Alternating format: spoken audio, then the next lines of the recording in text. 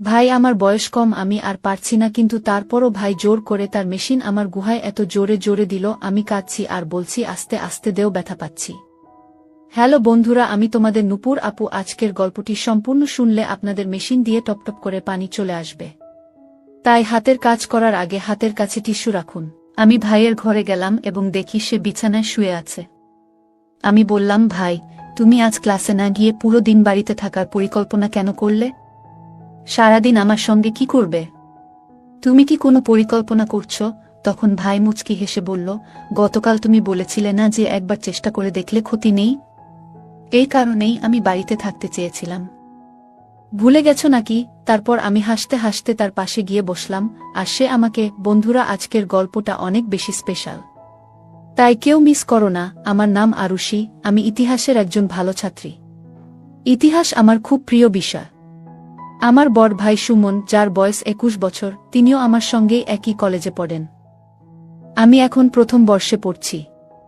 আমরা দুই ভাইবোন একসঙ্গে একই বিশ্ববিদ্যালয়ে পড়াশোনা করি। আমাদের ক্লাস প্রতিদিন সকাল 9টায় শুরু হয়। আমরা একসঙ্গে বিশ্ববিদ্যালয়ে যাই। যাতায়াতের সুবিধার জন্য বাবা আমাদের জন্য একটি মোটরসাইকেল কিনেছিলেন।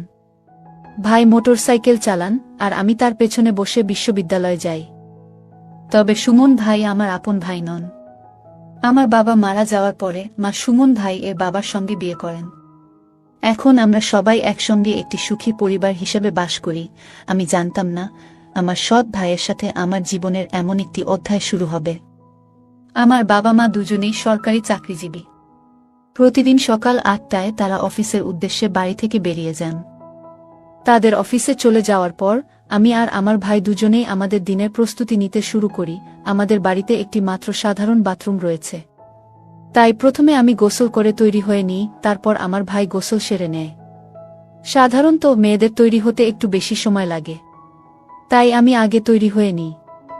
সব প্রস্তুতি শেষে আমি আর আমার ভাই ইউনিভার্সিটির দিকে রওনা দিই। আমাদের ব্যস্ত জীবনের এই দিনগুলোতে আমরা একসাথে সময় কাটানোর সুযোগ পাই, কিন্তু সেই সময়গুলো কখন যেন আমাদের সম্পর্ককে আরও গভীর করে তোলে। বাড়ির গেটটি তালাবদ্ধ ছিল, তবে আমাদের প্রত্যেকের কাছেই গেটের চাবি থাকে। আমি আর আমার ভাই ক্লাস শেষে বিকেল 4টার দিকে বাড়ি ফিরলাম। বিকেল 6টার দিকে বাবা মাও বাড়ি চলে এলেন। এভাবেই প্রতিদিন নির্দিষ্ট রুটিনে আমার দিনগুলো কেটে যাচ্ছিল। কিন্তু একদিনের একটি ঘটনা আমার জীবনের পুরো গতিপথ পাল্টে দেয়া। এটিকে আপনি হঠাৎ ঘটে যাওয়া একটি ঘটনা বলতে পারেন, বা হয়তো তা ছিল অন্য কিছু। প্রতিদিনের মতো সেদিনও আমরা সকলে একসাথে সকালের নাশতা করলাম। বাবা মা তাদের অফিসের জন্য প্রস্তুত হয়ে বেরিয়ে গেলেন। বাবা মা বের হওয়ার কিছুক্ষণ পর আমি বাথরুমে গিয়ে দরজা বন্ধ করলাম। সেদিন বাথরুমের দরজা বন্ধ করার পর থেকেই কিছু অপ্রত্যাশিত ঘটনা ঘটে গেল, যা আমার মনকে নাড়া দিয়েছিল এবং জীবনের প্রতি আমার দৃষ্টিভঙ্গি সম্পূর্ণরূপে বদলে দিল। সেদিন আমি বাথরুমে ঢুকে নিজের পোশাক খুলে পাশে রাখতে যাচ্ছিলাম, তখন হঠাৎ দরজার নিচ দিয়ে একটি ছায়া দেখতে পেলাম। আমি শাওয়ারের নিচে দাঁড়িয়েছিলাম এবং হালকা ভীত হয়ে পড়েছিলাম। প্রথমে ভেবেছিলাম হয়তো এটা আমার মনের ভুল, কিন্তু যখন মুখে সাবান লাগাচ্ছিলাম তখন আবার দরজার নিচে ছায়াটি নড়াচড়া করতে দেখলাম। আমার মনে হলো কেউ হয়তো দরজার বাইরে থেকে আমাকে লক্ষ্য করছে। তবে বাড়িতে তখন আমি আর আমার ভাই ছাড়া আর কেউ ছিল না। তাই মনে প্রশ্ন উঠল, তাহলে কি আমার ভাই আমাকে লক্ষ্য করছে? তারপর ভাবলাম হয়তো লাইটের প্রতিফলনের কারণে এমনটা দেখাচ্ছে। আমি নিজেকে শান্ত করার জন্য এসব নেতিবাচক চিন্তা এড়িয়ে যাওয়ার চেষ্টা করলাম। তবুও সেই ছায়া বারবার আমার মনে সংশয়ের সৃষ্টি করছিল। শাওয়ার চালু করে আমি ধীরে ধীরে গোসল করলাম এবং পরিষ্কার হয়ে নিজের পোশাক পরে নিলাম। কিন্তু যখন আমার ওড়নাটি তুলতে গিয়েছিলাম তখন আবার দরজার নিচ দিয়ে একটি ছায়া নড়াচড়া করতে দেখলাম। এবার আমার সন্দেহ আরও গভীর হয়ে গেল।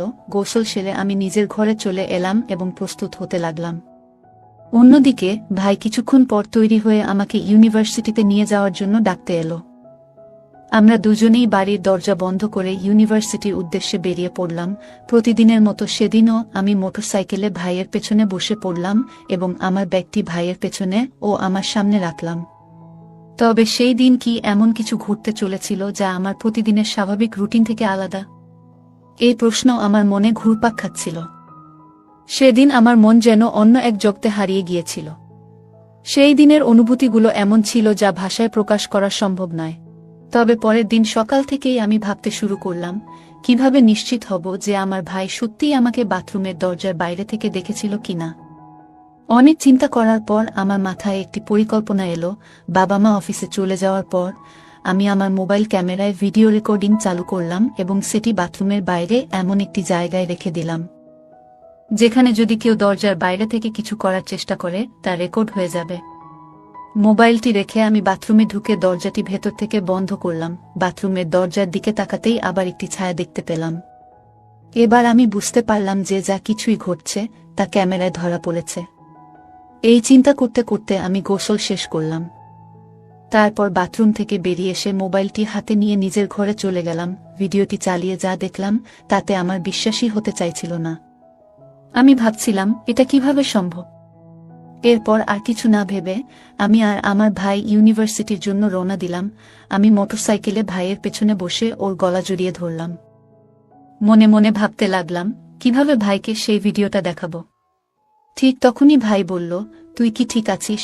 আমি বললাম, হ্যাঁ ভাই, সব ঠিক। ভাই বলল, তাহলে এত জোরে আমাকে ধরে আছিস কেন? আমি বললাম, জানি না কেন ভাই, আজ একটু অস্বস্তি লাগছে। পুরো দিন ইউনিভার্সিটিতে পড়াশোনার মাঝে আমার মন বারবার অন্যদিকে চলে যাচ্ছিল। দুপুরে বাড়ি ফিরে এসে আমি স্থির হতে পারছিলাম না। কিভাবে ভাইকে বলবো কেন সে এই রকম কাজটা করল, সেটা ভেবে দিশেহারা হয়ে পড়েছিলাম। রাতে প্রায় 10টা বাজে। আমি বিছানায় শুয়ে বারবার পাশ ফিরছিলাম। একেবারেই ঘুম আসছিল না। নিজের মনে সাহস এনে ভিডিওটা আবার দেখলাম। অনেক ভেবে আমি সেই ভিডিওটা ভাইয়ের মোবাইলে পাঠিয়ে দিলাম, কারণ সে জানুক আমি তার অপরাধ ধরে ফেলেছি। প্রায় 15 মিনিট কেটে গেল, কিন্তু ভিডিওটা সে দেখল না। আমি ভাবতে লাগলাম, ভাই কেন ভিডিওটা দেখছে না? বারবার ফোন চেক করছিলাম। 1 ঘন্টারও বেশি সময় কেটে গেল, কিন্তু কোনো প্রতিক্রিয়া নেই। তখন মনে হলো হয়তো ভাই ঘুমিয়ে পড়েছে। এভাবেই রাত কেটে গেল, কিন্তু কোনো উত্তর পেলাম না। অবশেষে আমি হতাশ হয়ে ঘুমিয়ে পড়লাম। পরের দিন রবিবার ছিল। সেদিন বাবা মা ভাই আর আমি সবাই বাড়িতে ছিলাম। সকালের নাশতা সবাই একসঙ্গে করলাম। নাশতার সময় মনে হচ্ছিল যেন কিছু একটা বলবো, কিন্তু সাহস পাচ্ছিলাম না। ভাইয়ের আচরণে কোনো পরিবর্তন দেখিনি। এর মানে সে এখনো আমার পাঠানো ভিডিও দেখেনি। সকালে প্রায় 10টা নাগাদ আমি আমার ঘরে বসেছিলাম। হঠাৎ করে আমার মোবাইলে একটি মেসেজ এলো। মেসেজ দেখে আমার হৃদস্পন্দন বেড়ে গেল। মেসেজটি আমার ভাইয়ের কাছ থেকে পাঠানো। সে লিখেছে যে সে ভিডিওটি দেখেছে। আমি নিশ্চিত হয়ে গেলাম যে সে ভিডিওটি দেখেছে। আমি তার মেসেজের জবাব দিলাম, কিন্তু এরপর আর কোনো উত্তর পেলাম না। দুপুর হয়ে গেল, কিন্তু এখনো কোনো প্রতিক্রিয়া আসেনি। দুপুরের খাবার সময় আমরা সবাই একসাথে খেতে বসেছিলাম। আমি লক্ষ্য করলাম যে ভাই চুপচাপ মাথা নিচু করে খাচ্ছিল। খাওয়া শেষ করেই সে উঠে নিজের ঘরে চলে গেল। আমি বাবা মায়ের সামনে বললাম, ভাই, কিছুক্ষণ পর তোমার ঘরে আসব। তোমাকে কিছু পড়া বুঝিয়ে দেব। সে কিছু না বলে তার ঘরে চলে গেল। খাওয়া শেষ করে মা আর আমি টেবিল গুছিয়ে নিলাম। সব কাজ শেষ করার পর মা বাবা মায়ের ঘরে চলে গেলেন, আর আমি সোজা ভাইয়ের ঘরে চলে গেলাম। ঘরে ঢুকে দেখি ভাই জানালার পাশে দাঁড়িয়ে আছে। আমি ঘরে ঢুকে দরজাটা ধীরে ধীরে বন্ধ করলাম। তারপর সুমন ভাইয়ের কাছে গিয়ে দাঁড়ালাম। দেখলাম ওর চোখে অশ্রু গড়িয়ে পড়ছে। ওর চেহারায় অপরাধবোধ স্পষ্ট ছিল। সুমন ভাই আমার চোখের দিকে তাকিয়ে খুব ধীরে বলল, দুঃখিত। আমি বুঝতে পারছিলাম সে ভেতরে ভেতরে খুব খারাপ অনুভব করছে। ও যেন আরো ভেঙে না পড়ে, তাই আমি সামনে এগিয়ে এসে তাকে আলতো করে জড়িয়ে ধরলাম। তারপর ধীরে ধীরে তার কানে বললাম, এই বয়সে এরকম ভুল হয়েই যায়। এতে দুঃখ পাওয়ার কিছু নেই। আর আমরা তো সৎ ভাইবোন, তাই এটা নিয়ে বেশি ভাবারও দরকার নেই। আমার কথা শুনে সুমন ভাই হতবাক হয়ে আমার দিকে তাকালো। সে বলল, কিন্তু আমরা তো ভাইবোন, তাই না? আমাদের উচিত সম্পর্কের মর্যাদা রক্ষা করা। এই সীমারেখা পেরোনো ঠিক হবে না। তাকে আরও স্বাভাবিক করার জন্য আমি মৃদু হেসে বললাম, আচ্ছা ঠিক আছে, গুরুজনের মতো উপদেশ দাও। আর কিন্তু চিন্তা করো না, আমি জানি তুমি ভুল বুঝতে পেরেছ। আমি বললাম, ওহ, এখন বড় বড় নীতির কথা মনে পড়ছে। তখন তো এসব মনে পড়েনি। যখন আমাকে গোসল করতে দেখছিলে, তখন কোথায় ছিল তোমার এই নীতি? তারপর আমি মৃদু হাসি দিয়ে বললাম, এগুলো নিয়ে ভাবো না ভাই। তুমি সবসময় আমার বড় ভাই থাকবে, আর আমি তোমার সেই আদরের ছোট বোন। এরপর এক চোখ টিপে মজা করে বললাম, তবে ভাই, একবার চেষ্টা করে দেখলে ক্ষতি কি? আমি কাল সন্ধ্যায় তোমার অপেক্ষায় থাকব, এই কথাটা আমি হেসে বললাম এবং তারপর তার ঘর থেকে বেরিয়ে এলাম। সে হতবাক হয়ে আমার দিকে তাকিয়ে রইল। সেই রাতে আমরা সবাই একসঙ্গে খাবার টেবিলে বসেছিলাম। খাওয়ার সময় আমার ভাই বলল, কাল ইউনিভার্সিটিতে নাকি একটা ছোটখাটো খেলার আয়োজন হচ্ছে, তাই আমি কাল ইউনিভার্সিটিতে যাব না। মা বললেন, তাহলে আরুষিও যাওয়ার দরকার নেই। বাবা বললেন, সুমন, তুমি কি খেলাধুলায় আগ্রহী নও? ভাই উত্তর দিল, জি বাবা, আমি ব্যাটবল খেলায় আগ্রহী, কিন্তু এখানে সেটা হচ্ছে না। এখানে কিছু নতুন খেলোয়াড় এসেছে যারা ছোট ছোট স্কুল থেকে এসে ইউনিভার্সিটিতে প্র্যাকটিস করছে। বাবা বললেন, ঠিক আছে, তাহলে কাল তোমরা দুজনেই বাড়িতে থাকবে। আমি ভাইয়ের দিকে তাকিয়ে এক গোপন হাসি দিলাম। পরের দিন সকালে বাবা আর মা অফিসে চলে গেলেন। এরপর আমি সুমন ভাইজের ঘরে গেলাম এবং দেখি সে বিছানায় শুয়ে আছে। আমি বললাম, ভাই, তুমি আজ ক্লাসে না গিয়ে পুরো দিন বাড়িতে থাকার পরিকল্পনা কেন করলে? সারাদিন আমার সঙ্গে কি করবে? তুমি কি কোনো পরিকল্পনা করছো? তখন সুমন ভাই মুচকি হেসে বলল, গতকাল তুমি বলেছিলে না যে একবার চেষ্টা করে দেখলে ক্ষতি নেই? এই কারণেই আমি বাড়িতে থাকতে চেয়েছিলাম। ভুলে গেছো নাকি? আমি হাসতে হাসতে বললাম, বাহ ভাই, তুমি তো বেশ চালাক। তোকাল বড় বড় নীতির কথা বলছিলে, আর আজ এমনভাবে কথা বলছো যেন সব ভুলে গেছো। আমি মজা করে তাকে খোঁচা দিতে লাগলাম। আমার কথা শুনে সে হেসে উঠে দৌড়ে আমার পেছনে এলো। আমাকে ধরার জন্য ছুটতে লাগলো। আরুষি বলল, তুমি একদম ঠিকই বলেছ ভাই, আমাদের সম্পর্কটা এমন নয় যে এতে কোনো সীমা আছে। একবার চেষ্টা করলেই বা ক্ষতি কি? সুমন ভাই হালকা হাসি দিয়ে বলল, ঠিকই বলেছ। চলো আজ একটা নতুন অধ্যায় শুরু করি। এরপর আরুষি এবং সুমন ভাইয়ের কথোপকথন একটু গভীর হয়ে গেল। আরুষি কিছুটা সংকোচ অনুভব করছিল, কিন্তু তার মনে একটা অদ্ভুত আকর্ষণ তৈরি হচ্ছিল। আরুষি বলল, তুমি কেন এমন মজার ছলে কথা বলো? বন্ধুত্বেরও একটা সীমা থাকা উচিত, তাই না? সুমন ভাই একটু কাছে এসে বলল, যদি বন্ধুত্ব এতটাই গভীর হয় যে সেটি ভালোবাসার সীমা ছাড়িয়ে যায়, তবে সেটা কি ভুল হবে? আরুষির মুখে একটি মৃদু হাসি ফুটে উঠল। সে কিছুক্ষণ চুপচাপ থাকল, যেন নিজের মনকে বোঝার চেষ্টা করছে। সুমন ভাই কিছুক্ষণ নীরবে দাঁড়িয়েছিল, যেন সে বুঝতে চেষ্টা করছিল। তার হৃদয়ের এক কোণে একটি অনুভূতি জেগে উঠেছিল যা আমার প্রতি আকর্ষণ তৈরি করেছিল। তবে নিজেকে থামিয়ে বললাম, না ভাই, এটা সম্ভব নয়। এটা সঠিক হবে না। সুমন ভাই গভীর দৃষ্টিতে তাকিয়েছিল। সেই দৃষ্টির মধ্যে কি যেন এক অনুচ্চারিত কথা ছিল, যেন সে আমার সব অনুভূতি বুঝে ফেলেছে। আমি নিজের হাত দুটো মুষ্টিবদ্ধ করে শক্ত করে ধরলাম, যেন সাহস যোগায়। তারপর বললাম, আমি কখনো এমন অনুভব করিনি। তোমার সঙ্গে থাকলে মনে হয় আমি সঠিক পথে আছি। আমার কণ্ঠ কাঁপছিল। প্রতিটি শব্দ যেন নিজের ভেতর থেকে টেনে বের করতে হচ্ছিল। যদি তুমি মনে করো আমি ভুল করছি, তবে আমি তোমার সব কথা মেনে নেব। আমি এক মুহূর্ত থামলাম, তারপর প্রশ্নটা করেই ফেললাম, শুধু বলো, তোমার মনে আমার জন্য কি আছে? সুমন ভাই কিছুক্ষণ চুপ করে রইল, যেন শব্দগুলো গুছিয়ে নেওয়ার চেষ্টা করছে।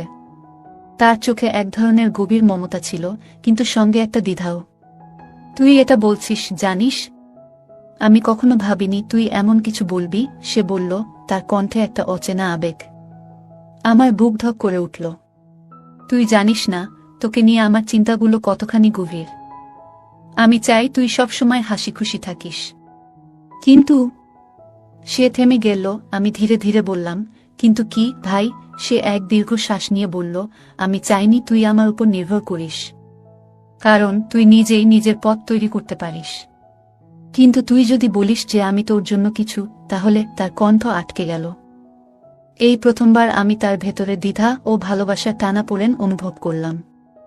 যেন আমরা দুজনেই বুঝে গেছি, এই সম্পর্কটা শুধুমাত্র কথায় ব্যাখ্যা করার নয়, এটা অনুভবের। সুমন ভাইয়ের চোখে জল চলে এলো।